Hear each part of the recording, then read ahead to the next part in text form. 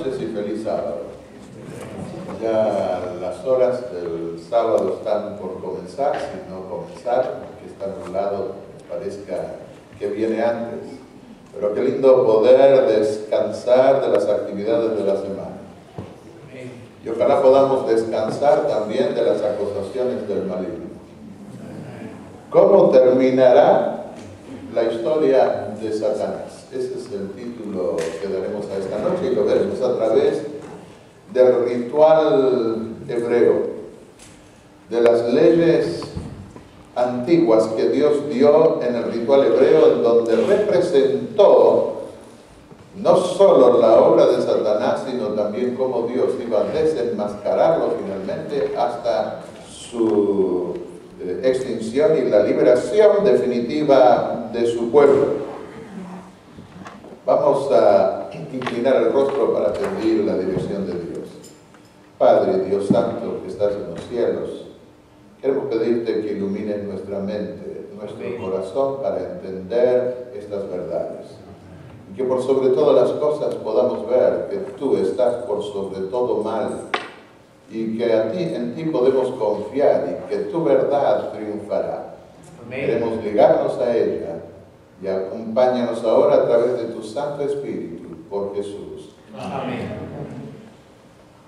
Vamos a decir algunas cosas de Satanás. La Biblia no habla mucho del diablo y felizmente no lo hace. Si ustedes leen el Corán, van a ver que no hay casi página en el Corán que no amenace con el infierno. Pero la Biblia habla poco incluso del infierno, de la destrucción final. Sí habla, dice lo suficiente. Pero no es el propósito de Dios hacernos vivir atormentados. Él quiere que nosotros confiemos en Él. Cuando hablamos mucho del diablo, de repente nos puede tomar miedo. Más o menos le pasa como una vez un delincuente que vino a Uruguay. Yo estaba enseñando en el Instituto del Uruguay, un colegio secundario, recién iniciándome en el ministerio. Y él se presentó como delincuente profesional al tesorero de la iglesia, de la asociación, que justo estaba contando el dinero, y se pegó un susto el pobre, ¿no? Pero dijo, convertido a Cristo en las cárceles de Panamá. Y estuvo preso en Francia, sabía francés, no tenía ni la secundaria hecha, ni la primaria hecha. Sabía también inglés porque estuvo en cárceles en Estados Unidos, en España, en Centroamérica. Así que, y cuando los querían enseguida llevar a contar su experiencia, pero después que contaba su experiencia, todo muy bien, todo agradecido, pero todos tomaban distancia por las dudas, ¿no? Y cuando hablamos mucho del diablo nos puede pasar lo mismo.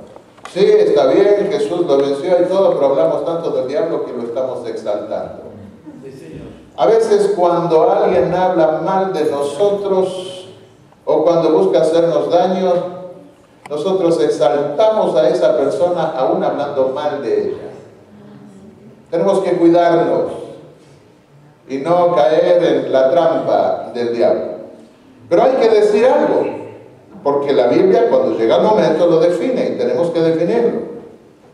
Según la Biblia, Satanás era un ángel exaltado que procuró obtener para sí la gloria que le corresponde a Dios. Y robó el corazón de muchos ángeles, despertando sospechas y calumnias contra Dios. Y finalmente fue expulsado del cielo. Engañó a nuestros primeros padres en el jardín del Edén, el único mundo en el universo que cayó bajo sus arteras tentaciones y que entristeció a toda la creación. Porque cuando Dios creó un nuevo mundo, dice el libro de Job, todas las estrellas del alba alababan a Dios. Es decir, todas las estrellas del universo que tienen planetas habitados alababan a Dios, porque siempre hay alegría en el universo cuando Dios crea un nuevo ser, como lo hay en una familia cuando viene un nuevo integrante, un nuevo bebé. Y ahora que cayeron en pecado, se entristecieron. El único mundo en el universo que cayó bajo sus arteras tentaciones fue el nuestro. También nuestros primeros padres debieron ser expulsados del Edén. Desde entonces Lucifer pasó a ser nuestro adversario. Eso es lo que significa Satanás, el que se opone. En 1 Crónicas 21:1 dice que incita a pecar, incitó al rey David a pecar. Procura hacernos maldecir a Dios causándonos mal. Job, capítulos 1 al 2, quiso que Job maldijera a Dios por las desgracias que él mismo causaba, pero no pudo hacerlo maldecir a Dios a pesar de eso. Es destructor, según Apocalipsis 9:11. Y por supuesto, como destructor lo hace a través de agentes humanos. En Juan 8:44 Jesús dijo que es asesino y mentiroso, padre de mentira. Y en Apocalipsis 12:9 se nos dice que engaña al mundo entero. ¿Será que él engaña a Mitt Romney y a Barack Obama también? Bueno, no entremos en política. Por eso mencioné los dos, porque no sé quiénes son demócratas y quiénes republicanos. Pero a todo el mundo y a nosotros nos engaña también. Solo con la palabra de Dios podemos desenmascararnos. Incitó a los judíos y a los romanos para que matasen al Hijo de Dios. Pero el autor de la vida se mantuvo invicto en sus confrontaciones con él y triunfó dando su vida en rescate de este mundo perdido. Amén. Persigue siempre al pueblo de Dios. Cuando fue vencido por el Señor en la cruz del Calvario, entonces se propuso perseguir a la iglesia y trató de destruirla. ¿Cuál será su fin? ¿Vivirá para siempre un personaje de esa calaña? Bueno, veamos ahora el ritual que lo desenmascara y revela su fin. Está en Levítico 16. Era un ritual que Dios estableció para el día final del año, el día de la expiación, aunque después había una fiesta de las cabañas, pero en cuanto a la culminación del ritual que se efectuaba en el santuario, culminaba con la purificación del templo. De la congregación de Israel, dijo Dios a Moisés, Aarón debía tomar 2 machos cabríos y debía presentarlos ante el Señor a la entrada de la tienda de la reunión. Literalmente, el pasaje dice, Levítico 16:8, Aarón hará subir la suerte sobre los 2 machos cabríos. La mayoría de las versiones traduce echará la suerte, porque nosotros estamos acostumbrados al juego de las cartas, se echa la suerte. Pero el pasaje bíblico dice hará subir la suerte. Hay otros pasajes en la Biblia que no están relacionados con el ritual, donde se habla también de echar la suerte. Yo no sé si jugaban las cartas en el mundo antiguo, pero tenían alguna forma de echar la suerte también. Pero acá dice, Aarón hará subir la suerte sobre los 2 machos cabríos, uno para el Señor y el otro para Azazel. El Señor, el Eterno, es una persona. El otro debía ser también una persona. No, si el primero es para una persona, el paralelismo nos lleva a ver que el otro también debía ser para una persona. De manera que un animal iba a ser para el Señor y el otro para Azazel. Y la suerte se la conocía a través de 2 piedras llamadas Urim y Tumim. Los Urim y Tumim, está en plural, que llevaba el sumo sacerdote en una bolsita sobre la ropa. Y Dios respondía con un sí o un no según la luz que hacía brillar sobre una de las piedras. Cuando la luz caía sobre la izquierda, significaba no. Cuando la luz caía sobre la derecha, significaba sí. Aquí vemos a 2 seres antagonistas, a Jesús y a Satanás. Vemos representado el gran conflicto de todas las edades que se inició en el cielo, pero ahora en relación con su consumación aquí en la tierra. La primera pregunta que tenemos que hacernos es ¿por qué esos dos animales eran semejantes? Cristo y Satanás son semejantes. Bueno, en primer lugar preguntémonos ¿qué podía pasar si Dios escogía un cerdo y un macho cabrío? En ese caso Dios sería culpable de haberlo hecho a Satanás un cerdo, porque a veces le decimos cerdo, cochino, a una persona cuando no se lo quiere, es decir, nosotros no lo decimos, son otros los que lo dicen. Pero Dios, ¿cómo hizo a Lucifer? ¿Hizo Dios a Satanás o hizo Dios a Lucifer a un ángel exaltado? Dios hizo a Lucifer a gloria y semejanza suya, pero él se apartó de Dios y se volvió abominable por decisión propia. ¿Cómo es que surgió el mal? Es imposible entenderlo, pero podemos saber por qué no podemos entenderlo, porque no tiene razón de ser. Y podemos entender por qué no tiene razón de ser, porque nosotros hacemos muchas cosas también que no nos podemos explicar, lo más que podemos decir, crazy. ¿Está loco? Recuerdo cuando años atrás en el sur de Chile un joven vino, descendiente de alemanes, y contó una experiencia que había tenido cuando araba en los viñedos de su padre. Vino a estudiar en nuestro colegio. Y entonces, en determinado momento, mientras estaba pasando el arado, alguna cosa le pasó, se le desató la línea, se le dio vuelta, y él araba lo salvaje como se había criado en medio de la montaña, descalzo, y se enfureció y dio un puntapié y dio contra la reja del arado, de manera que se le abrió un tremendo boquete. Empezó a chorrear sangre y se enfureció más, pero no volvió a patear la reja del arado, ahora empezó a patear la tierra y se tapó con tierra todo. Felizmente en Chile no hay tétano. Y así que, bendiciendo a todos los santos, pienso, ató la reja del arado y siguió arando. Y mostraba la tremenda cicatriz que le quedaba de esa experiencia. ¿Pueden ustedes explicarme por qué dio un puntapié a la reja del arado? Porque se enojó, sí, pero ¿eso es una explicación suficiente? ¡No! Es ridículo, no hay explicación. Y el mal no tiene explicación en un universo que Dios creó. Satanás no podrá argumentar nada delante de Dios, porque si pudiera dar alguna razón, entonces estaría justificado, pero no tiene ninguna justificación. Por eso dice Elena de White que el mal es un intruso.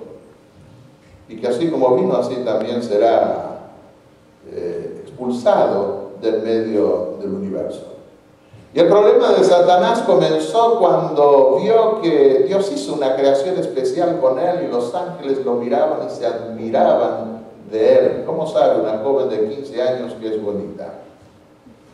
Bueno, porque ve que otros comienzan a mirarla y entonces va a consultar al espejo. Nosotros vamos al espejo después que de 50 años, vamos al espejo solo para tratar de salvar lo que queda, así es que vamos. Pero empezó a mirarse a sí mismo, pero vio que los ángeles admiraban más todavía al Creador y quiso ocupar ese lugar. Y así fue que, buscando hacer lo que nosotros aprendimos a hacer, porque nuestros primeros padres cayeron y nos dieron una herencia semejante, aprendimos a hacer cuando otro nos hace sombra. Así fue que finalmente tuvo que ser expulsado del cielo. En 2 Corintios 11:14 dice, el mismo Satanás se disfraza de ángel de luz. Esa es otra razón que podemos ver por la cual esos dos machos cabríos eran semejantes. Dios es el único que puede desenmascarar al gran engañador. Por eso debía el sumo sacerdote, para saber cuál era el que representaría a Satanás y cuál era el que representaría a Dios, necesitaba el Urim y el Tumim. Hacer subir la asignación, la determinación divina. Si hacía subir ante Dios la suerte o asignación o decisión o juicio, para conocer la decisión o juicio o voluntad de Dios. Una tercera razón por la cual eran semejantes. Otros animales representan también a Cristo y a Satanás, así que no debería extrañarnos. Por ejemplo, la serpiente antigua, dice Apocalipsis 12:7, que se llama como Diablo y Satanás. ¿Representa la serpiente a Cristo también? También representa a Cristo. Dijo Jesús, San Juan 3, 14 y 15, como Moisés levantó la serpiente en el desierto, así es necesario que el Hijo del Hombre sea levantado para que todo el que crea en él tenga vida eterna. La serpiente se transformó en un símbolo de pecado y Jesús fue hecho pecado por nosotros. Y al mirar la serpiente que engañó a nuestros primeros padres, ellos debían mirar a aquel que iba a recibir esa contaminación del pecado y dar la vida por su pueblo. Dios lo hizo pecado por nosotros. El león de la tribu de Judá representa a Cristo, está en Apocalipsis 5:5. Pero también representa a Satanás, 1 Pedro 5:8. El diablo, cual león rugiente, anda alrededor buscando a quien devorar. Hay características semejantes. Cristo es tierno como un cordero, pero fuerte como un león para salvar a su pueblo. Amén. Y el diablo trata de asustar como león rugiente. Lo que hace el león, especialmente cuando el ganado está protegido, es rugir, queriendo ver que las ovejas se asusten y en la desesperación rompan la puerta y salgan. Tomará el macho cabrío que fue asignado, podemos traducir así, al Señor, y lo ofrecerá por el pecado, Levítico 16:10. El macho cabrío cuya suerte fue para el Señor, pero no es un azar, es la decisión divina, la designación divina. Dios es el único que puede desenmascarar a aquel que se presenta como ángel de luz. Primero se ofrecía el macho cabrío que era para el Señor. Esa expresión para el Señor puede ser traducida también en lugar del Señor o en representación del Señor. Lo han sugerido varios autores.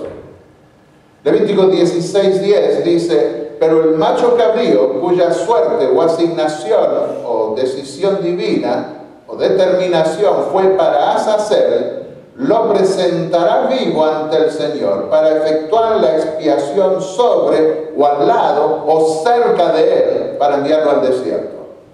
Así traduce un autor judío moderno, se lo considera el más grande erudito judío actual sobre las leyes del Antiguo Testamento, del Pentateuco especialmente, y toma algunos casos para mostrar que la expiación no se efectuaba sobre el macho cabrío, sino sobre el segundo macho cabrío, sino que debía ser presentado junto con el otro para que el sacrificio del otro se lo hiciera al lado del macho cabrío. No importa si alguien quiere interpretar que se efectuaba una expiación con el segundo macho cabrío, es decir, que se hacía un pago por el pecado, debe destacarse que no se lo hacía en forma vicaria, sino como culpable. Ese segundo macho cabrío que representaba a Satanás recibía el castigo que se merecía por los pecados que hizo cometer al pueblo de Dios. Así lo entendieron nuestros pioneros, lo entendió también Elena de Juan. Vamos al número 35-36 y vemos que había una expiación, un pago del asesino que era con su propia muerte, no era un pago redentor. La tierra no será expiada de la sangre que fue derramada en ella, sino con la sangre del que la derramó. Debía presentar el sumo sacerdote ambos machos cabríos ante el Señor. Sin embargo, se efectuaba la expiación únicamente con el macho cabrío que se sacrificaba. El macho cabrío para sacer debía estar presente durante la expiación cerca del sacrificio. Es la manera más sencilla de entenderlo.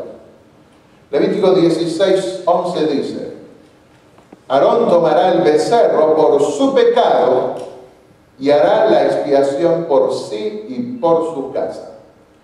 El sacerdocio, Aarón y sus hijos comían el pecado del pueblo, el sacrificio del pueblo para llevar el pecado del pueblo. Y ahora al final del año, ellos formaban parte del complejo del santuario. Ellos debían quedar libres, toda su casa debía quedar libre de esa carga de pecado que habían asumido durante el año del pueblo. Y lo degollarán como sacrificio por el pecado. Veamos, por ejemplo, Levítico 10:17. Allí Moisés dice que los sacerdotes debían comer el sacrificio del pecado para llevar el pecado de la congregación. Ahora, este sacrificio libraba de esa carga del año a todo el sacerdocio, y debemos recordar que el sacerdocio formaba parte de todo el sistema del santuario. Tú y tus hijos llevaréis el pecado del santuario, dice también Números 18:1. Ellos llevaban el pecado del santuario y se acercaban y oficiaban en el interior del santuario. No se comerá ninguna ofrenda cuya sangre se haya llevado a la tienda de reunión para expiar en el santuario.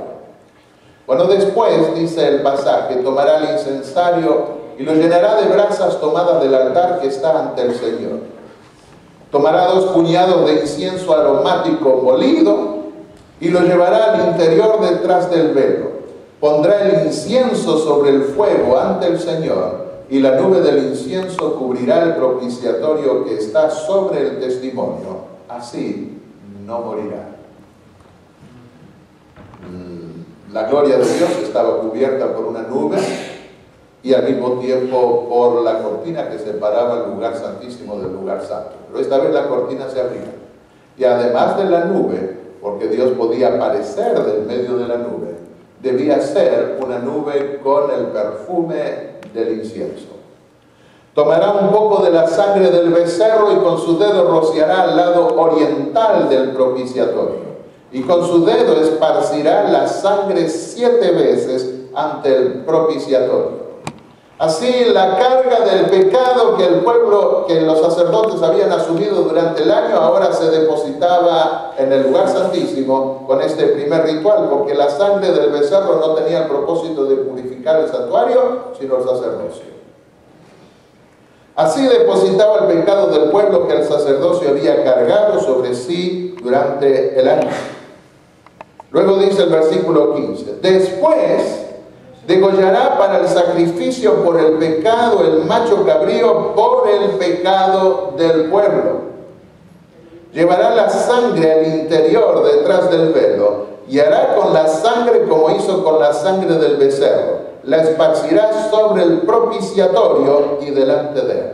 Esta era la última oportunidad que el pueblo tenía de confesar sus pecados, porque el pueblo podía estar representado en esa sangre confiando en esa obra. No solo estaban los animales, los pecados individuales que el pueblo ofrecía durante el año, sino estaban los sacrificios que se hacían cada mes y en ocasiones especiales para que el pueblo, los que no habrían podido venir o que estaban más lejos o por alguna otra razón, pudieran invocar ese sacrificio y comparecer ante Dios. Y con esa segunda sangre debía purificar el santuario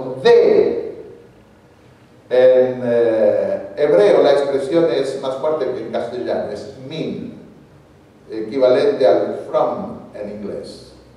La idea partitiva de algo que se extrae del santuario. Purificará el santuario de las impurezas de los israelitas, de sus rebeliones. y de todo su pecado. Bueno, las versiones suelen traducir de todos sus pecados, pero literalmente dice de todo el pecado de ellos. Puede considerarse de todo el sacrificio por el pecado que el pueblo ofreció durante el año y que contaminó el santuario. De la misma manera hará también con la tienda de la reunión que reside entre ellos en medio de sus impurezas. Primero estaba en el lugar santísimo, hacía ese rito, y ahora debía hacer lo mismo para purificar el lugar santo, que aquí se lo representa con el término tienda de la reunión.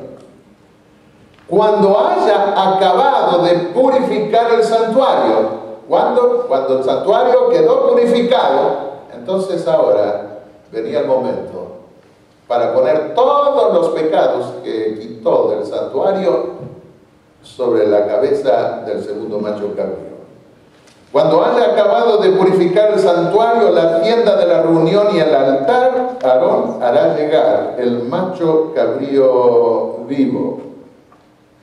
Aarón pondrá sus dos manos sobre la cabeza del macho cabrío vivo y confesará sobre él todas las iniquidades, rebeliones y pecados de los israelitas.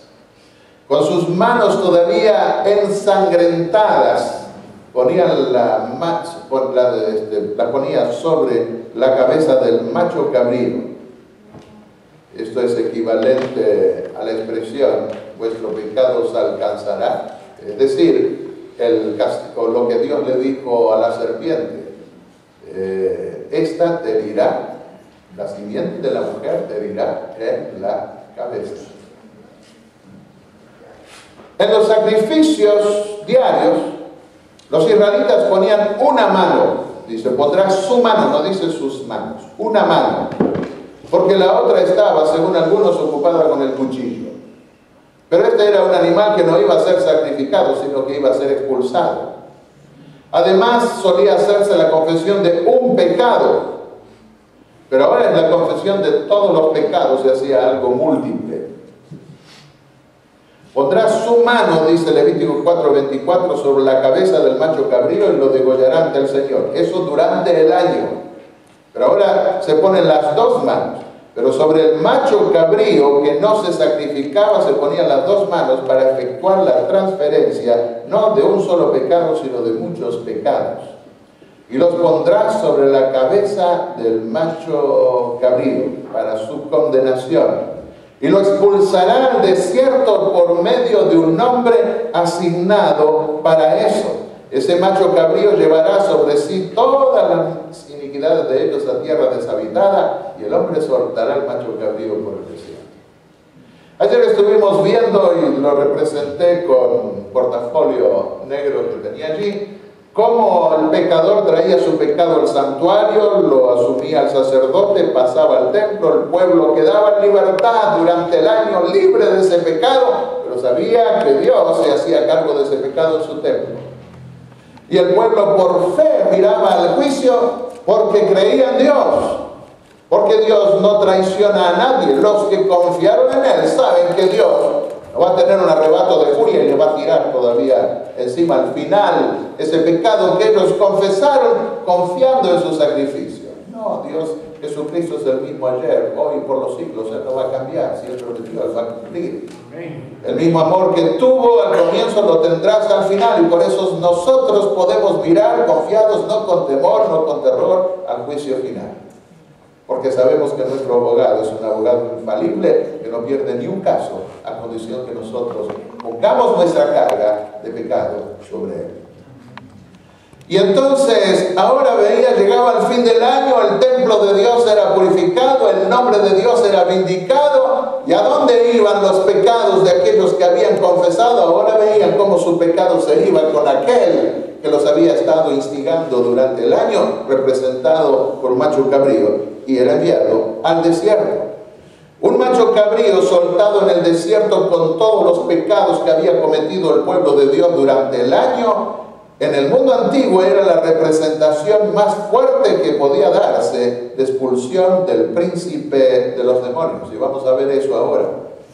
Los egipcios tenían el dios de Mendes, representado también por un macho cabrío. Era un dios demonio. ¿Qué significa Azazel? Azaz significa fiero, furioso, cruel, fuerte también. Él significa Dios. Algunos trabajos más recientes que han hecho judíos han comparado las raíces de varios nombres, incluso en Israel, de lugares y también de personas.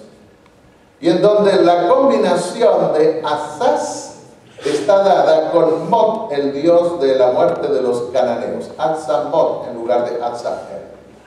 Dios puso Atzael. Allí no puso muerte. Pero se prueba de que ese término se lo ligaba en relación con un dios. En este caso, un dios demonio, como tenían los príncipes paganos. Dios cruel significa, Dios macho cabrío, sin negar la idea de cruel, porque también significa cabra, el genérico de macho cabrío. Y los machos cabríos eran adorados como demonios. Hasta en Israel llegó a pasar algo así. De manera que, por su fiereza también, dentro del templo de Israel podían representar al Señor, pero fuera, en el desierto, en el paraje donde no hay vida, símbolo del lugar de los demonios, del hábitat del mismo príncipe del mal, allí sí era una figura representativa de los demonios. En el siguiente capítulo, Levítico 17, versículos 8 y 9, dice: todo israelita que ofrezca sacrificio y no lo traiga a la entrada de la tienda de la reunión para ofrecerlo al Señor, será cortado de su pueblo.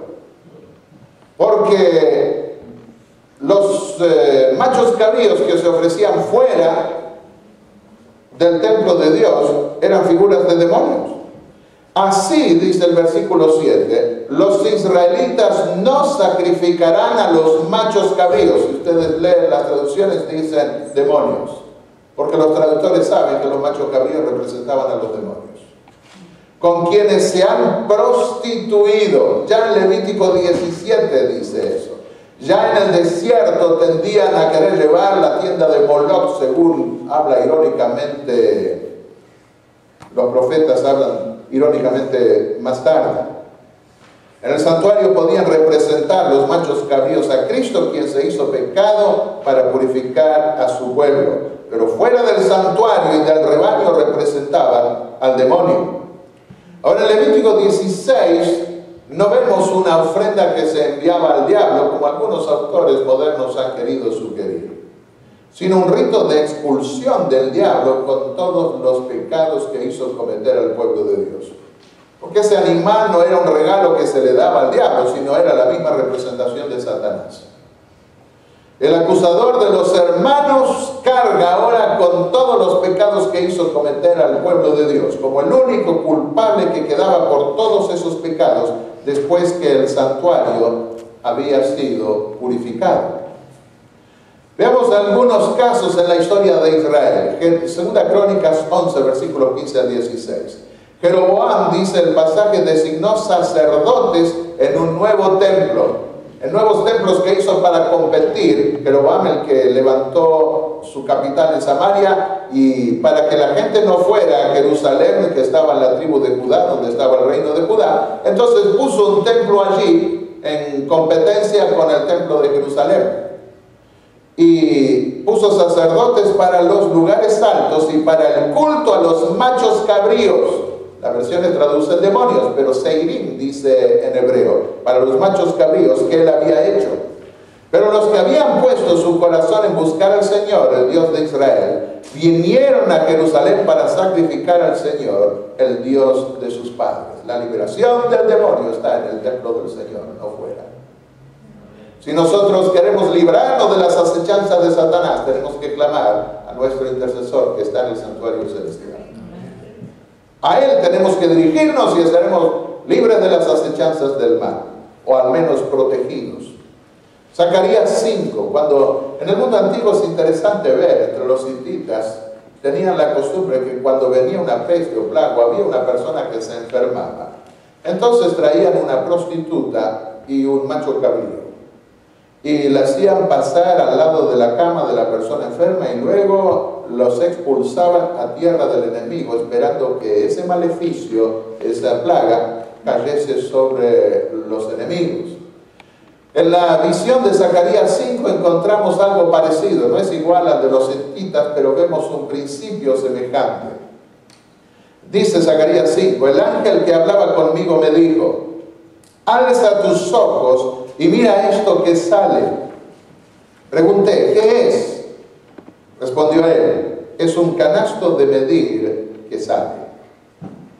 Esta es la iniquidad de ellos en todo el país.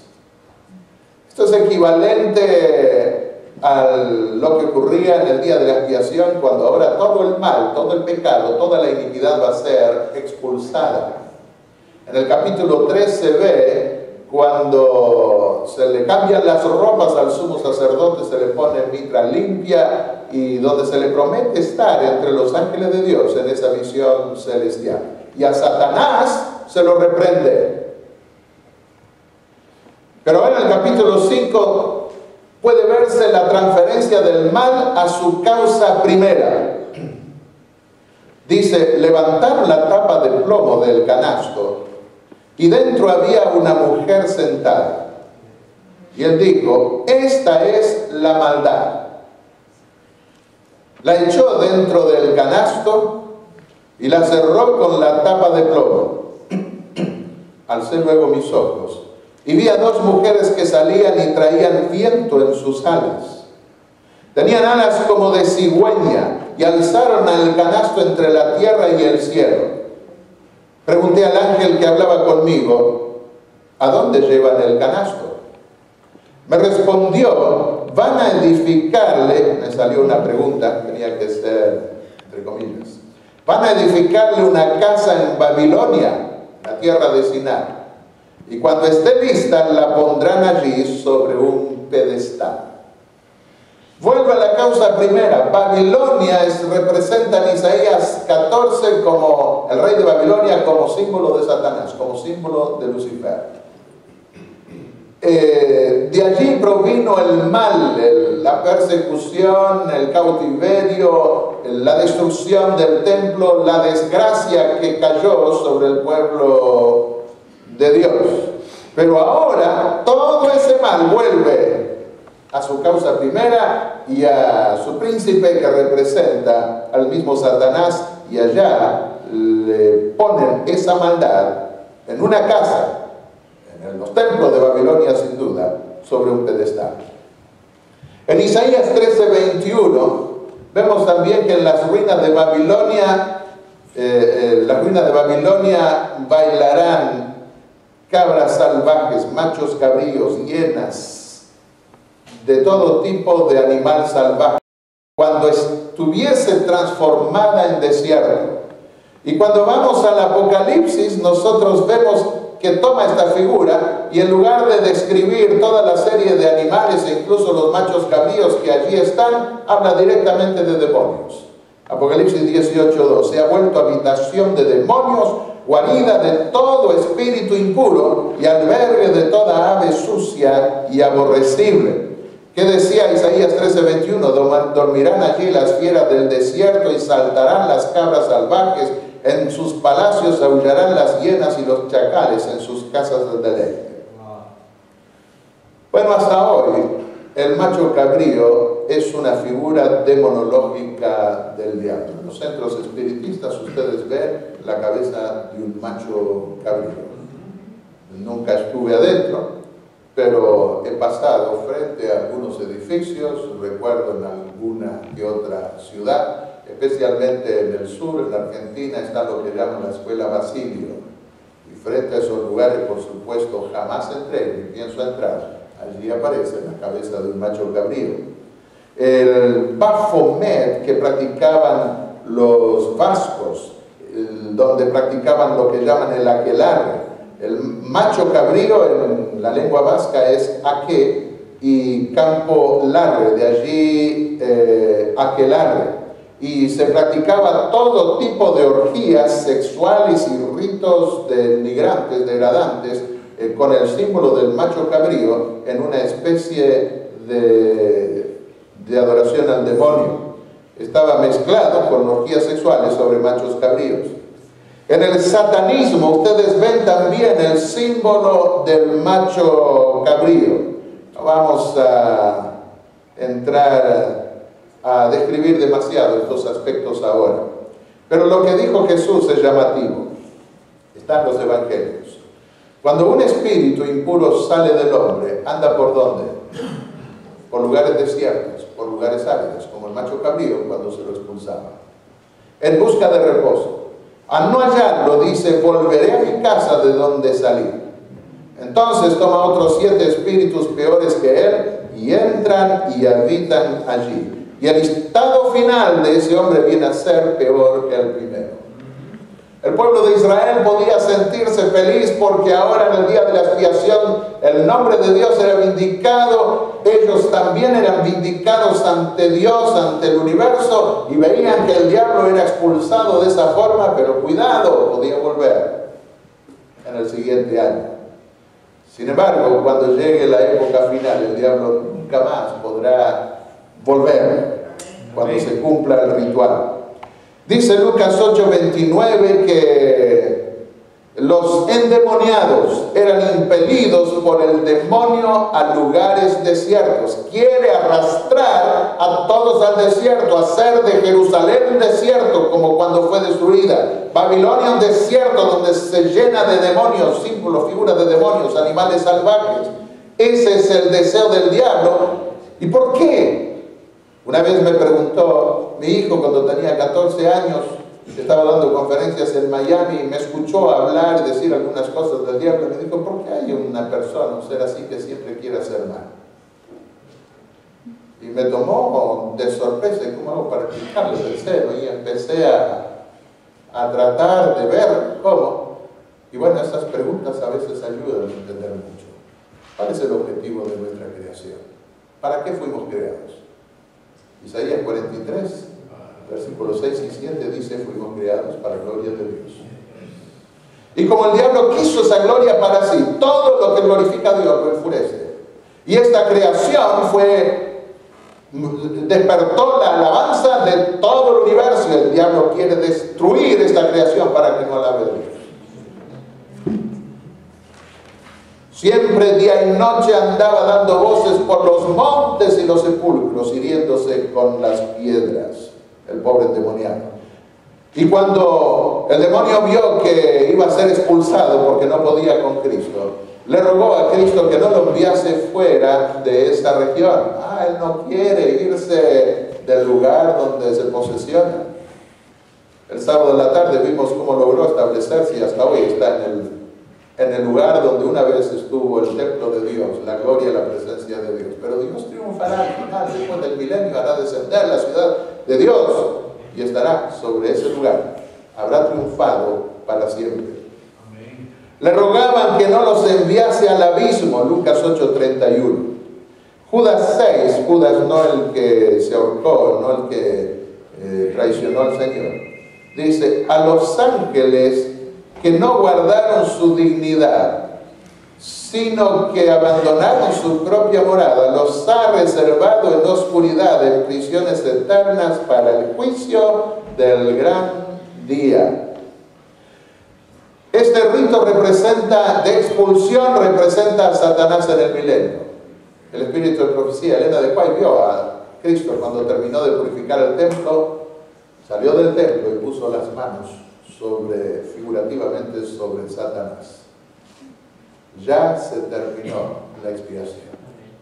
El mundo transformado en un caos. Y ahora viene por su pueblo. Apocalipsis 21. Entonces vi un ángel que descendió del cielo con la llave del abismo y una gran cadena en su mano. Satanás está suelto todavía. El milenio todavía no comenzó, hay muchos que creen que comenzó. No, porque el diablo está bien activo. pero ahora tendrá vacaciones bien pagas. Y prendió al dragón y lo ató por 1000 años con la llave del abismo para que no engañen más a las naciones. El mundo quedará destruido, no habrá habitantes. Ahora el diablo va a cosechar el esfuerzo tan grande que hizo por destruir todo lo que glorifica a Dios. Y la tierra volverá a su estado inicial antes que la mano creadora de Dios se estableciese, transformada en un abismo. Dice Génesis 1 que la tierra, las aguas se movían sobre la faz del abismo. Este planeta quedará en ruinas, sin vida como al principio, como antes que la mano creadora de Dios intervenga creando la vida, y el diablo no podrá engañar a nadie porque los redimidos estarán a salvos en el reino de los cielos. La tierra estaba desierta y vacía, las tinieblas cubrían la superficie del abismo, hasta que Dios dijo, sea la luz, y comenzó la creación. Siendo que Dios creó este mundo para su gloria, y Lucifer quiso recibir esa gloria para sí, se empeñó por 6000 años en destruir esta creación para que no glorifique al Creador, tendrá ahora que vérselas con el resultado de su obra perversa, sin nadie a quien engañar, y todo destruido por 1000 años. El diablo tiene mucho trabajo hoy, está muy activo, tiene bien organizados sus ángeles rebeldes, pero qué tortura será ya cuando de repente se quede sin nada. Cuando se cumplen los 1000 años, dice Apocalipsis 20, Satanás será suelto de su prisión por un poco de tiempo. ¿Por qué? Porque los malos resucitan. Y resucitan para darles el pago merecido, según sus obras. Y el diablo los engaña de nuevo. ¿Quiere ver la ciudad de Dios desciende del cielo? Me mostró la ciudad de Jerusalén que descendía del cielo, dice Juan. Y ahora quiere ver si pueden asaltar la ciudad de Dios, un último y desesperado intento. Saldrá a engañar a las naciones a fin de reunirlos para la batalla. Su número es como la arena del mar. Subieron a través de la ancha tierra y cercaron el campamento de los santos y la ciudad amada. Por primera vez en la historia del universo, todas las huestes rebeldes estarán despiertas, resucitadas, y estarán todos los redimidos, la humanidad entera estará ante ese juicio final. Pero de Dios descendió fuego del cielo y los consumió. Y el diablo que los engañaba fue lanzado en el lago de fuego y azufre, donde también habían estado la bestia y el falso profeta. Algunas versiones traducen donde están. Eso no está en el griego, puede traducirse están o donde habían estado, y es evidente donde habían sido expulsados en ocasión de la segunda venida de Cristo en el lago de fuego que hablaba. Vamos a terminar con algo positivo. Cuando el pueblo de Dios contaba con la gloria de Dios en el desierto y estaba en paz con Dios, hubo un profeta apóstata a quien se le quiso pagar para que maldijera a Israel. Y que aunque intentó hacerlo, no pudo. Y tuvo que reconocer, contra Jacob no hay agüero ni adivinación en Israel. No hay maleficio. No hay maleficio. Ahora será dicho de Jacob y de Israel, ¿cuánto hizo el hombre? Dice así. ¿Cuánto hizo Dios? Porque Dios es el único que puede desenmascarar a Satanás, es el único que puede desenmascarar el mal y expulsarlo, es el único que tiene poder sobre Satanás. No ha notado iniquidad en Jacob, ni ha visto perversidad en Israel. ¿Por qué? Porque el Señor, su Dios, está con él. Y hay júbilo, hay alegría de rey en él. Una vez llegué a una iglesia, me estaban introduciendo como pastor, y los hermanos, cuando algo salía mal, decían, el diablo se ha metido aquí, y el diablo se ha metido, y el diablo, ya escuchaba tanto del diablo que le dije, hermanos, vamos a organizarnos mejor y vamos a hacer las cosas bien, y el diablo no va a poderse meter más. Una vez es el diablo aquí, quiera Dios que no. Pero si nosotros venimos al santuario del Señor, confesamos nuestros pecados, tenemos el mismo sentir que hubo Cristo Jesús, y le pedimos a Dios el perdón de nuestros pecados, la paz de Dios va a reinar aquí y el diablo no podrá. El que habita al abrigo del Altísimo, dijo David, morará bajo la sombra del Todopoderoso. Con sus plumas te cubrirá, debajo de sus alas estarás seguro. Bajo sus alas seguro descanso, cuando se llama el turbio, en el confío su brazo me guarda, y por sobre su eternal redención. Salvo en Jesús, salvo en Jesús, ¿quién te podrá apartarme? Bajo sus alas mi alma estará, salva y segura por siempre. Esas plumas representan las alas de los ángeles. También se las ha comparado con las alas de la gallina, las plumas de la gallina que protegen a los suyos. Y sigue diciendo el Salmo, no temerás el espanto nocturno, ni saeta que huele de día, ni flecha, ni plaga que ande en oscuridad. Era un terror cuando venían las plagas, ni peste que al mediodía destruya. Las palabras plaga y pestes eran demonios personificados. Eso se lo puede ver en los escritos antiguos que la arqueología pudo extraer de los cananeos. Entre los cananeos la palabra plaga, peste eran demonios personificados. Y aquí dice, no tendrás temor del diablo que trae pestes, que trae enfermedad, que trae plagas. En el tiempo final, dice, en el conflicto de los siglos, Elena de White, que el diablo lanzará emanaciones mefíticas, es decir, maléficas, y miles perecerán en la pestilencia. Pero caerán 10.000, 1.000 a tu diestra y 10.000 a tu siniestra, y a ti no llegarán. El Dios de paz, dijo el apóstol Pedro, aplastará muy pronto a Satanás bajo vuestros pies. Qué maravilloso poder estar libres para siempre de las garras de Satanás. Todos aquellos que quieran pedirle al Señor que nos libre, aún del temor del príncipe del mal, los invito a que se arrodillen conmigo. Para implorar la protección y la bendición y santificación del Señor. Padre y Dios Santo, que estás en los cielos, nuevamente venimos a ti, a tu santuario celestial, porque por la fe podemos dirigir nuestra mirada hacia ese lugar secreto de tu presencia. Amén. Podemos encontrar protección y refugio en ese lugar sagrado.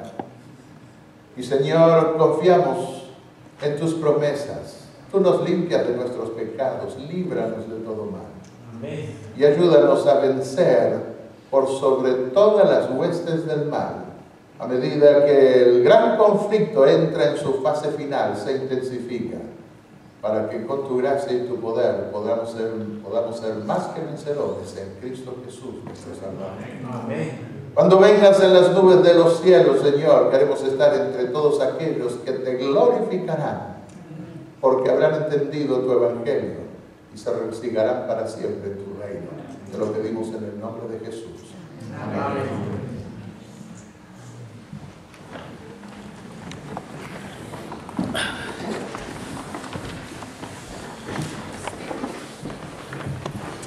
¿Han cansado? ¿Quisieran cantar el bonito tema de nuevo?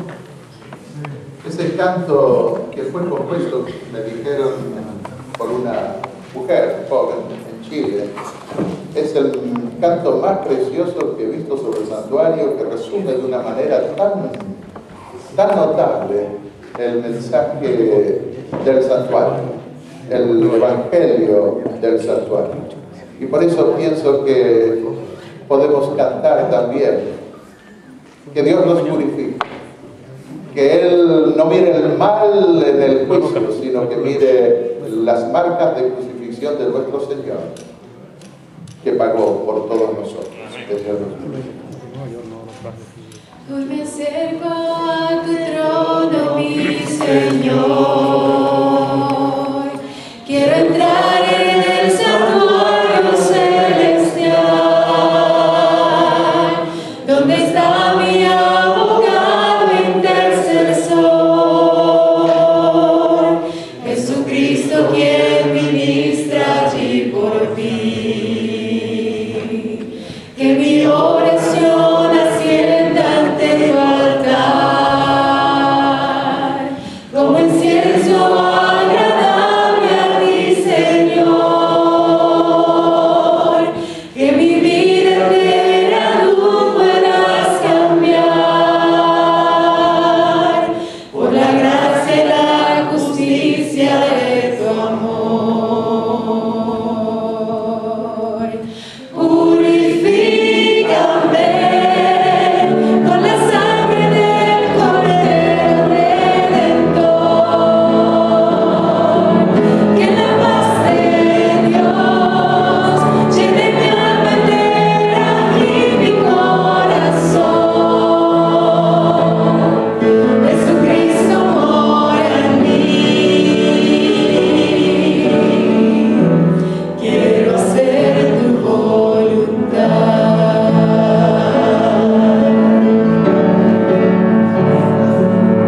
Que en el juicio ante el trono celestial ya no mires mi pecado y mi maldad, solo veas a Jesús en mi lugar,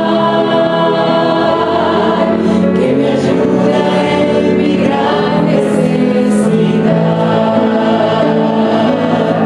El perdón que solo tú me puedes dar,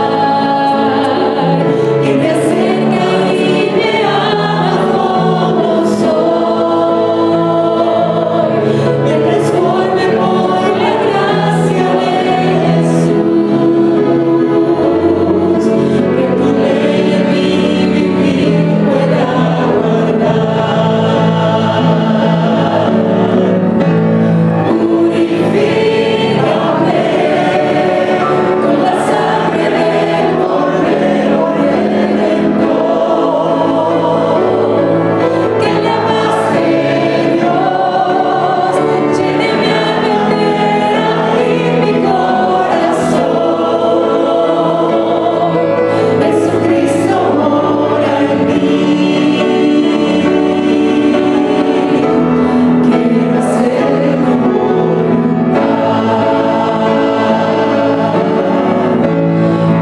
Purifícame con la sangre del Cordero Redentor. Que la paz de Dios llene mi alma entera y mi corazón. Jesucristo mora en mí. Quiero hacer tu voluntad. Jesucristo mora en mí. Quiero hacer tu voluntad.